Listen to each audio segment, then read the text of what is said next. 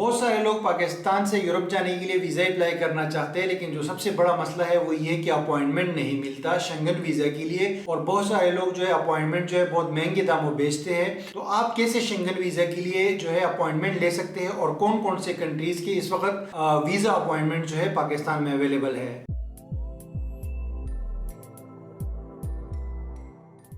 अस्सलाम वालेकुम जी, क्या हाल चाल है आपका। उम्मीद है आप सब ठीक होंगे, मज़े में होंगे। मेरा नाम अब्दुल वली है और मैं 72 कंट्रीज़ विज़िट कर चुका हूँ पाकिस्तानी पासपोर्ट पे। और मैं एक इमिग्रेशन एक्सपर्ट हूँ, मुझे ट्रेवल गुरु भी कहा जाता है। आज की वीडियो में मैं आपको बताऊंगा कि शेंगन वीज़ा जो है उसके हवाले से बहुत सारे लोग अप्लाई करना चाहते हैं, लेकिन वीज़ा का अपॉइंटमेंट नहीं मिलता पाकिस्तान में। और बहुत सारे लोग जो है ये वीज़ा अपॉइंटमेंट सेल करते हैं, राइट, और बहुत महंगे दामों सेल करते हैं। तो इसका क्या वजह है कि लोग इसको सेल करते हैं, कैसे जो है ना ये लोग जो है ना अपॉइंटमेंट जो है बुक कैसे करते हैं, इसका भी तरीका आपको बताऊंगा। और आपको ये बताऊंगा कि कौन कौन सी इस वक्त कंट्रीज है जिसका अपॉइंटमेंट पाकिस्तान में आपको मिल सकता है। अगर आप अप्लाई करना चाहते हैं तो इन कंट्रीज का जो है आपको अपॉइंटमेंट इस वक्त मिल जाएगा आजकल के हालात में, ठीक है। तो सबसे पहली बात करते हैं जनाब के जो कुछ कंट्रीज है उनका तो आप ऑलमोस्ट भूल जाए। एक तो सीजन भी चल रहा है आजकल, आपको पता है कि गर्मियों का सीजन है, तो ज्यादातर लोग जो है ना वो यूरोप जाने की कोशिश करते हैं और टूरिज्म के लिए या दूसरे पर्पजेस के लिए, ठीक है। तो एक तो गर्मी का मौसम है, ये वजह है कि इस वजह से भी लोड पड़ा हुआ है। दूसरा ये कि चूंकि कोरोना गुजरा है तो कोरोना में बहुत ज्यादा लोड बढ़ गया था, पुराने जो वो है अपॉइंटमेंट्स है वो भी जमा हो गए थे, तो इन कंट्रीज के ऊपर वैसे ही लोड बढ़ गया था। फिर कोरोना के बाद यूरोप काफी अरसे बंद था कोरोना के बीच में, तो एकदम से लोड पड़ गया उनके ऊपर। लोगों ने बहुत ज्यादा जो है ना कोशिश कर रहे हैं कि लोग जो है यूरोप जाए। और एक बात ये भी है कि पाकिस्तान में चूंकि हालात जो है थोड़े से खराब हो गए सियासी तौर पे और माशी तौर पे, जिसकी वजह से एकदम बहुत सारे लोग जो है ना वो अपॉइंटमेंट लेने की कोशिश में है और यूरोप जाने की कोशिश में है, जिसकी वजह से सिस्टम के ऊपर लोड पड़ गया। और ये वजह है कि अपॉइंटमेंट जो है वो नायाब हो गई है आजकल पाकिस्तान में। और एजेंट लोग जो है ना वो सेल भी करते हैं 15-20 हजार से लेके 50,000 रुपए तक जो है एक अपॉइंटमेंट जो है वो सेल हो जाती है आजकल, राइट। तो कुछ कंट्रीज ऐसी है जो मशहूर कंट्रीज है, उनको तो आप भूल जाए, उनका तो बड़ा मुश्किल से मिल रहा है। मतलब 3-3, 4-4 महीने तक उनके अपॉइंटमेंट नहीं मिल रहे और या तो बिल्कुल ही नहीं मिल रही। जिसमें से एक इटली है, एक पुर्तगाल है, एक उसके अलावा जो है जर्मनी है और फ्रांस और स्पेन। ये 4-5 कंट्रीज ऐसी है कि इनका अपॉइंटमेंट तो मैं कहता हूं कि भूल जाओ कुछ महीनों के लिए। जब ये सीजन खत्म हो जाए फिर शायद अवेलेबल होना शुरू हो जाए, लेकिन अभी जो है इस वक्त उन कंट्रीज का अवेलेबल नहीं है। आप वेबसाइट पे जाओगे, मैंने सारी वेबसाइट जितनी भी वेबसाइट है सारी चेक की हुई है, फिलहाल जो है अपॉइंटमेंट इन कंट्रीज का नहीं मिल रहा। जर्मनी, इटली और ये जो है क्या कहते हैं पुर्तगाल, स्पेन और फ्रांस, ठीक है।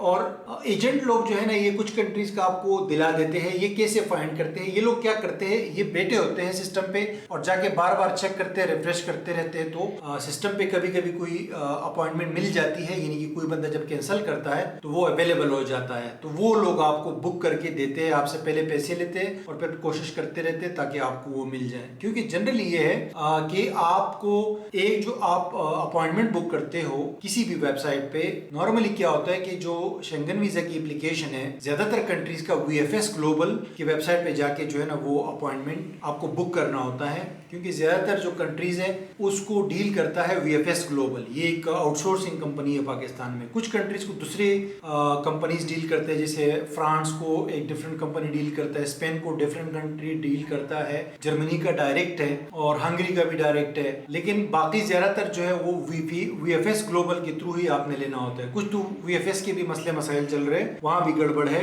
लेकिन ये है कि जनरली लोग क्या करते हैं, वहां पे जाके बुक कर लेते हैं और वो जो है फिर कैंसिल भी हो जाता है। जैसे मैंने एक अपॉइंटमेंट बुक कर लिया, राइट, और वो कैंसिल मैं 3 दिन पहले अगर कैंसिल करूंगा तो मुझे अक्सर रिफंड भी मिल जाती है, अक्सर वेबसाइट से रिफंड भी मिल जाती है। तो मैं अपने लिए रिफंड ले लूंगा और वही अपॉइंटमेंट जो है किसी और को सेल कर दूंगा। तो ये भी पॉसिबिलिटी है। जो लोग अपॉइंटमेंट सेल करते हैं वो ये वाली टेक्निक भी यूज करते हैं कि कोई बहाना बना के अपनी वाली कैंसिल कर देते हैं।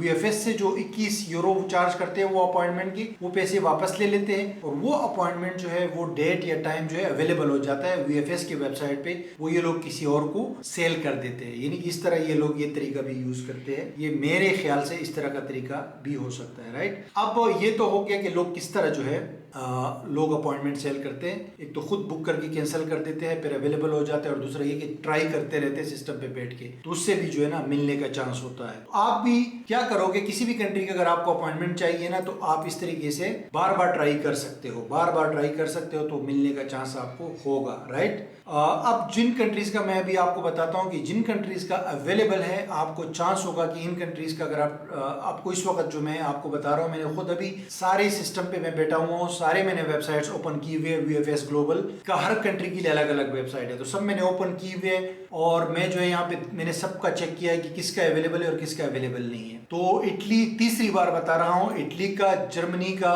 स्पेन का, फ्रांस का, इन कंट्रीज का तो अवेलेबल नहीं है, पुर्तगाल का भी अवेलेबल नहीं है। अब कौन कौन सी कंट्रीज का अवेलेबल है वो मैं बताता हूँ। डेनमार्क का अवेलेबल है, और चूंकि वीएफएस ग्लोबल के 3 वीजा एप्लीकेशन सेंटर होते हैं नॉर्मली, तीनों पे आपको दिखाता है कि कौन से वाले वीजा एप्लीकेशन सेंटर पे अपॉइंटमेंट अवेलेबल है और कौन से पे अवेलेबल नहीं है। एक लाहौर है, एक इस्लामाबाद है, एक कराची है। जो मैंने चेक किया है अभी, तो ज्यादातर जो अपॉइंटमेंट्स है वो कराची में अवेलेबल है, मतलब जो करीब करीब वाली डेट है, या अभी अगस्त में जो मिल रही है या सितंबर में जो मिल रही है वो कराची की मिल रही है, इस्लामाबाद और लाहौर की पे भी नहीं मिल रही, ठीक है। तो इसमें मैं आपको बताता हूँ, डेनमार्क का मैंने चेक किया है, डेनमार्क का कराची का इजिली मिल रहा है अभी इस वक्त, आने वाले दिनों में अगस्त की भी मिल रही है और सितंबर की भी मिल रही है, लेकिन कराची के लिए, इस्लामाबाद के लिए अगस्त की नहीं मिल रही, ठीक है। ये डेनमार्क अगर आप अप्लाई करना चाहते हो तो डेनमार्क की मिल रही है। उसके बाद आपका भला हो जाए स्विट्जरलैंड की मिल रही है, बिल्कुल जी, स्विट्जरलैंड की भी मिल रही है, और ये टूरिस्ट वीजा की मिल रही है, दूसरी कैटेगरीज की नहीं मिल रही है, ठीक है, क्योंकि यहाँ पे वीजा कैटेगरी भी मेंशन होती है कि कौन से कैटेगरी में आपने अप्लाई करना है। बिजनेस कैटेगरी होती है, ऑफिशियल कैटेगरी होती है, लेकिन टूरिस्ट की मैं बात कर रहा हूँ, क्योंकि ज्यादातर लोग जो है ना टूरिस्ट वीजा अप्लाई करते हैं, ठीक है। तो डेनमार्क की इस वक्त मैंने चेक की है, वो अवेलेबल है अपॉइंटमेंट कराची से, और स्विट्जरलैंड की भी अवेलेबल है। फिर नॉर्वे की मैंने चेक किया तो नॉर्वे की भी अवेलेबल है, कराची की खास तौर पर, ठीक है, और बाकी इस्लामाबाद वगैरह की थोड़ी दूर की अवेलेबल है, कराची में जल्दी अवेलेबल है। एक अच्छी बात यह कि आप कराची में भी, अगर आप लाहौर में या गुजरांवाला या इस्लामाबाद में हो, तो आप कराची में भी जो है बुक करके यहाँ से भी अपनी एप्लीकेशन सबमिट कर सकते हो, ठीक है जी, लेकिन आपको आना पड़ेगा कराची। उसके अलावा ऑस्ट्रिया की अवेलेबल है, ऑस्ट्रिया यूरोप में शेंगन कंट्री है, उसकी भी कराची में अवेलेबल है, मैंने चेक की है, अभी अगस्त की भी अवेलेबल है, सितंबर की भी अवेलेबल है, तो यहाँ से भी आप ले सकते हो। ऑस्ट्रिया के अलावा जो है चेक रिपब्लिक की भी अवेलेबल है, और नीदरलैंड की भी अवेलेबल है, नीदरलैंड जो है उसकी भी अवेलेबल है अपॉइंटमेंट। कराची के लिए खास तौर पे मैं बात कर रहा हूँ, नीदरलैंड के लिए इस्लामाबाद और लाहौर में अवेलेबल नहीं है, लेकिन कराची में अगस्त और सितंबर में अवेलेबल है, वेबसाइट पे मैंने अभी चेक की है। उसके अलावा फिनलैंड की अवेलेबल है, फिनलैंड जो है ये शेंगन कंट्री है, लेकिन इसका वीजा जो है वो नीदरलैंड डील करता है, पाकिस्तान में नीदरलैंड इसको डील करता है, तो ये भी अवेलेबल है। आपने जाना है नीदरलैंड की वीएफएस की वेबसाइट पे, वीएफएस ग्लोबल की वेबसाइट पे, और वहां पे फिनलैंड सेलेक्ट करना है। जब आप फिनलैंड सेलेक्ट करोगे और कराची को सेलेक्ट करोगे तो नीचे आ जाएगा, आपको अवेलेबल आ जाएगा कराची, और कराची जो है ना वहां पे आपको डेट मिल जाएगी, ठीक है। तो आप उसको अपॉइंटमेंट बुक कर सकते हो। 21 यूरो इसकी फीस होती है, और ये मतलब सर्विस फीस है, अपॉइंटमेंट तो फ्री है। ये वीएफएस ग्लोबल की जो प्रोसेसिंग फीस है ना, जो आपकी डॉक्यूमेंट्स को एमबीसी लेकर जाते हैं, वापस लेकर आते हैं, वहां पे प्रोसेस करते हैं, बायोमेट्रिक लेते हैं, फिंगरप्रिंट वगैरह, तो ये इन तमाम चीजों की जो है फीस होती है वीएफएस ग्लोबल की। तो ये जो है इनको आपने देनी होती है, ऑनलाइन पे करनी होती है। बाकी फिर वहां जाके कैश में आप देते हो वीजा की फीस, जो कि 80 यूरो है, और पाकिस्तानी आजकल 25,000 रुपए पर। ये भी मैंने पे किए थे, अभी मैंने वीजा अप्लाई किया था, अभी मैं आपको एक अलग वीडियो में बताऊंगा अपनी वीजा एक्सपीरियंस के हवाले से, ठीक है जी। तो दैट्स इट गाइस, अगर वीडियो आपको पसंद आई है तो लाइक करें, शेयर करें जरूर, और चैनल को सब्सक्राइब जरूर करें, क्योंकि बहुत सारे इस तरह की ऑथेंटिक मालूमात की वीडियोस आपको मजीद दूंगा, यूरोप के हवाले से भी और कंट्रीज के हवाले से, ठीक है।